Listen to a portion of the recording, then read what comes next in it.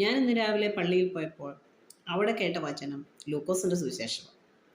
രക്തസ്രാവമുള്ള സ്ത്രീ പല വൈദ്യന്മാരാലും ചികിത്സിച്ച് സൗഖ്യം വരാതെ യേശുവിനെ കുറിച്ച് കേട്ടിട്ട് കർത്താവിൻ്റെ വസ്ത്രത്തിൻ്റെ തൊങ്ങലെങ്കിലും തൊട്ടാൽ സൗഖ്യം വരുമെന്ന് പറഞ്ഞ് കർത്താവിൻ്റെ അടുക്കൽ വരുന്നു. അവൾ യേശുവിൻ്റെ വസ്ത്രത്തിൻ്റെ തൊങ്ങലിൽ തൊടുമ്പോൾ യേശു കർത്താവ് ചോദിക്കുന്നുണ്ട്, എന്നെ തൊട്ടതാർ? ചുറ്റും കൂടി നിൽക്കുന്ന, ഞാൻ വിചാരിക്കുന്നു പത്രോസോ യോഹന്നാനോ മറ്റ് ശിഷ്യന്മാരോ പ്രമുഖരോ അല്ലെങ്കിൽ ചുറ്റുമായിരിക്കുന്ന ആളുകൾ, എന്താണ് നീ ഇങ്ങനെ ചോദിക്കുന്നത് ഗുരു? പലരും പുരുഷാരം തിക്കിത്തിരക്കുമ്പോൾ ആരാ നിന്നെ തൊട്ടത് എന്ന് എന്താണ് ചോദിക്കുന്നതെന്ന് ചോദിക്കുന്നു.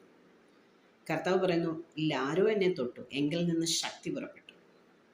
ഇതിൽ നിന്ന് നാം മനസ്സിലാക്കുന്ന ഒരു കാര്യം, രക്തസ്രാവക്കാരത്തി പല വൈദ്യന്മാരാലും ചികിത്സിച്ച് സൗഖ്യം വരാതെ സൗഖ്യം കർത്താവിൻ്റെ വസ്ത്രത്തിൻ്റെ തൊങ്ങലിലെങ്കിലും തൊട്ടാൽ സൗഖ്യം വരുമെന്ന് പറഞ്ഞ് വിശ്വാസം വർദ്ധിച്ചിട്ട് തൊട്ടത്. നമ്മളെല്ലാവരും എങ്ങനെയാണെന്നറിയോ? പലരും കാണിക്കുന്നത് കൊണ്ട് ഞാനും കാണിക്കുന്നു. പലരും ബൈബിൾ വായിക്കുന്നു, ബൈബിൾ തലയ്ക്കൽ വെക്കുന്നു, കൊണ്ടു നടക്കുന്നു.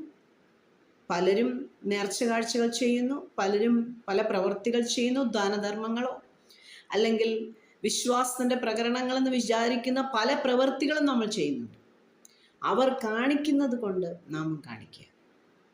എന്നാൽ ഈ സ്ത്രീയെ നോക്കൂ, അവൾ വിശ്വാസത്തോടെ യേശുവിൻ്റെ വസ്ത്രത്തിൻ്റെ തൊങ്ങലിൽ തൊട്ടു. കർത്താവ് അത് അറിഞ്ഞു.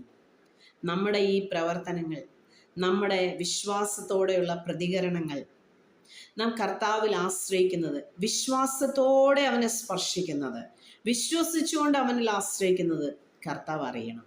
അറിയേണ്ടവൻ അറിഞ്ഞിട്ടേ കാര്യമുള്ളൂ കേട്ടോ. പലരെയും കാണിക്കാൻ നാം ഒന്നും ചെയ്തിട്ട് കാര്യമില്ല.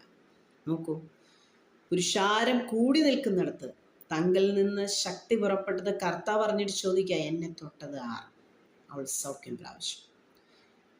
അതുകൊണ്ട് നമ്മുടെ വിശ്വാസത്തിൻ്റെ പ്രതികരണം യഥാർത്ഥമുള്ളതായിരിക്കാൻ, നമ്മുടെ ഉള്ളിൽ നിന്ന് വരുന്നതായിരിക്കാൻ, ക്രിസ്തുവിലുള്ള നമ്മുടെ ആശ്രയം അത് നമ്മുടെ ഉള്ളിൽ നിന്നായിരിക്കട്ടെ.